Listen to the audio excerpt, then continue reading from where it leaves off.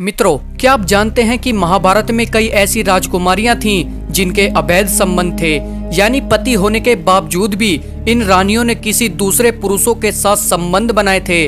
मित्रों, सनातन धर्म जो दुनिया का सबसे पुराना धर्म माना जाता है, इस धर्म के बारे में बहुत से उल्लेखों में जैसे शिव पुराण, रामायण, महाभारत आदि में बहुत सी सत्य और काल्पनिक कहानियों के बारे में बताया गया है। लेकिन कुछ कहानी ऐसी भी हैं जिन्हें लोगों को नहीं बताया या दिखाया जा सका, या यूं कहें जिन्हें सनातन धर्म को बदनाम होने की वजह से छुपा लिया गया हो, लेकिन इन्हें उजागर करना भी बहुत जरूरी है। उन्हीं कहानी में से एक है महाभारत काल की वे रानियां जिन्होंने पति होने के बावजूद पराये पुरुषों से संबंध बनाए थे। मित्रों, महाभारत आपने टीवी पर, जो कि बी.आर. चोपड़ा द्वारा निर्मित है, वो तो जरूर देखी होगी, लेकिन वो एक ठोस परिणाम नहीं है, या यूं कहें उसमें संपूर्ण महाभारत को नहीं दिखाया गया है। उन्हीं में से महाभारत की ये रानियां थीं, तो आइए जानते हैं ये रानियां कौन थीं। इन रानियों में सबसे पहला नाम आता है महाभारत के एक बहुत ही सुंदर पात्र रानी सत्यवती का। रानी सत्यवती बचपन से ही बेहद खूबसूरत थी, जिस वजह से सत्यवती की खूबसूरती पर राजा शांतनु उन पर मोहित हो गए थे और उनसे विवाह कर लिया। विवाह के बाद सत्यवती और शांतनु के दो पुत्र हुए, विचित्रवीर्य और चित्रांगद। लेकिन बहुत ही कम लोग ये जानते हैं कि सत्यवती का तीसरा पुत्र भी था और उस पुत्र का नाम था वेदव्यास। आखिर ये वेदव्यास किसके पुत्र थे जिनका जन्म रानी सत्यवती के अवैध संबंध बनाने से हुआ था? मित्रों, द्वापर युग में पाराशर नाम के ऋषि यमुना पार करने के लिए नाव पर सवार हुए, लेकिन उस दिन मछुआरे की जगह उनकी पुत्री सत्यवती नाव चला रही थी। सत्यवती शुरुआत से ही देखने में बेहद आकर्षक लगती थी।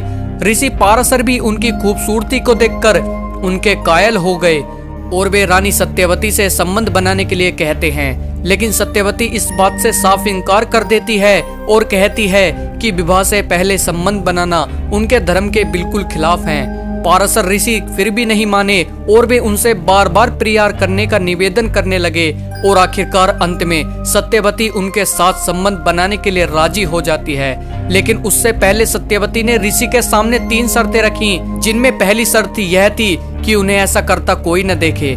ऐसे में तुरंत ही पाराशर ऋषि ने उस जगह को एक सुनसान द्वीप में परिवर्तित कर दिया जहाँ पर कोई नहीं था, और दूसरी शर्त ये थी कि उनका कुंवारापन किसी भी हालत में भंग नहीं होना चाहिए, जिस पर ऋषि पाराशर ने उन्हें वरदान दिया कि संतान के जन्म के बाद उनका कुंवारापन दोबारा पहले जैसा हो जाएगा। वहीं तीसरी शर्त यह थी कि सत्यवती चाहती थी कि उनकी मछली जैसी दुर्गंध एक मनमोहक सुगंध में बदल जाए। जिसके बाद पाराशर ऋषि ने अपनी शक्तियों से उस द्वीप के चारों ओर एक सुगंधित वातावरण बना दिया। सभी शर्तों को पूरा होने के बाद सत्यवती और ऋषि पाराशर ने नाव में ही संबंध बनाए, जिनके कुछ महीनों बाद सत्यवती को एक पुत्र की प्राप्ति हुई, जिसका नाम कृष्ण द्वापर रखा गया, यानी यही शिष्य आगे चलकर महर्षि वेदव्यास के नाम से जाना गया। वहीं इन 3 रानियों में दूसरा नाम आता है रानी अंबा और अंबालिका का। सत्यवती से राजा शांतनु के 2 पुत्र हुए, विचित्रवीर्य और चित्रांगद। इन दोनों का विवाह अंबिका और अंबालिका नाम की 2 राजकुमारियों से हुआ था, लेकिन विवाह के कुछ समय बाद विचित्रवीर्य और चित्रांगद की रामगढ़ के युद्ध में मृत्यु हो गई।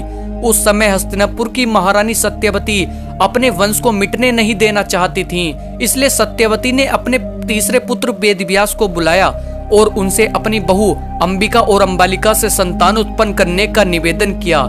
सत्यवती ने बड़ी रानी अंबिका को वेदव्यास के पास भेजा, लेकिन अंबिका जैसे ही उनके पास जाती है, वो उनके रूप से देखकर डर जाती है और अपने नेत्र बंद कर लेती है, जबकि छोटी रानी अंबालिका वेदव्यास को देखकर सहम जाती है। जब वेदव्यास अपनी माता के पास वापस लौटते हैं और उनसे कहते हैं कि माता, अंबिका के नेत्रबंद होने के कारण उसको एक बेहद ही तेजस्वी पुत्र होगा, मगर नेत्रबंद होने के कारण वह अंधा होगा और अंबालिका के गर्भ से पीलिया रोग से ग्रसित पुत्र होगा।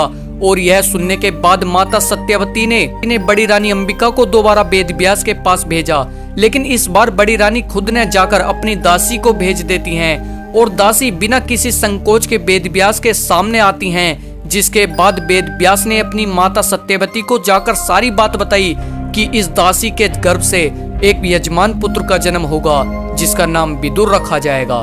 तो मित्रों, इसी तरह रानी अंबिका से धृतराष्ट्र और अंबालिका से राजा पांडु का जन्म हुआ था। आइए अब बात करते हैं तीसरी रानी की, जो है महाराज पांडु की पत्नी कुंती। मित्रों, महारानी कुंती ने भी राजा पांडु के होते हुए एक पुरुष से संबंध बनाए थे। आइए जानते हैं इस कहानी को।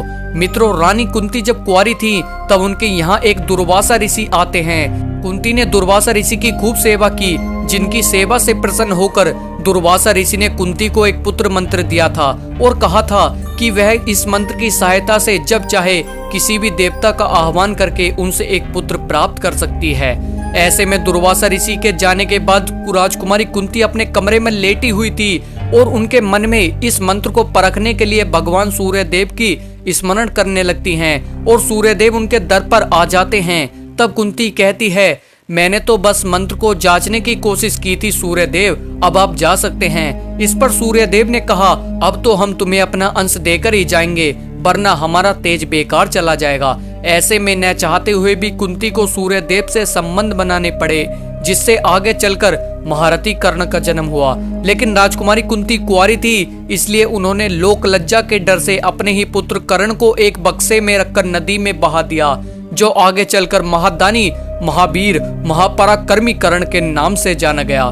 तो मित्रों, ये थी महाभारत काल की वे 3 रानियां जिनके थे पराये पुरुषों से संबंध। तो मित्रों, आशा करता हूँ ये वीडियो आपको पसंद आई होगी और इस वीडियो पर आपकी क्या राय है हमें कमेंट के माध्यम से जरूर बताएं।